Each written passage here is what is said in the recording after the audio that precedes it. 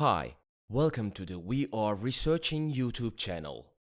In this video, I am going to show you how to disable activity status on Instagram app step by step. First, go to Instagram app on your phone. Tap on the profile icon in the lower right corner. Tap on the icon with 3 lines in the upper right. Then tap on the settings option. Tap on privacy option.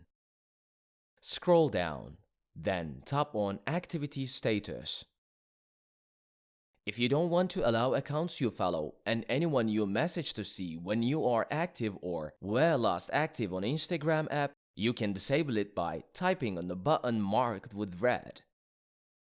Thus, the process of disabling activity status on Instagram has been completed.